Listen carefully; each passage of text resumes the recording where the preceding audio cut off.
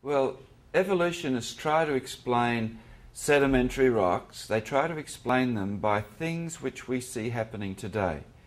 So they will look around the Earth and they will look at, say, rivers bringing sediment down into the ocean, and that's what's happening today.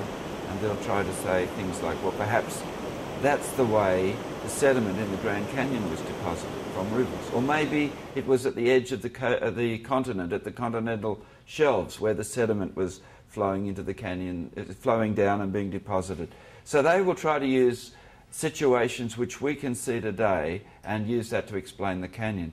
The problem is we don't see things in the canyon that are those rocks in the canyon, they're very thick strata, very, very thick. They extend for huge areas.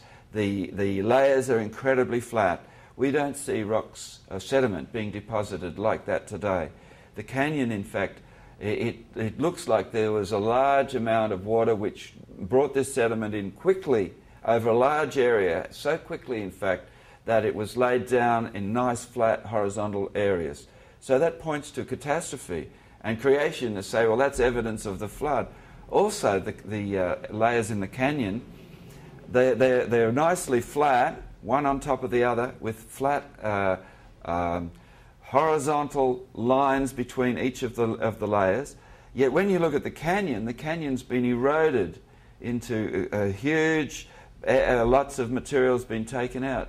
So when you look at these flat layers, it's clear that they couldn't have been sitting around for millions of years. Otherwise, they would have been all eroded out and irregular. And so that's another indication that the layers in the canyon were not deposited over millions of years, but they were deposited rapidly. And that fits in with what the Bible says about the global flood, and how the fountains of the deep broke open and how the waters came on the land. And it explains that very nicely.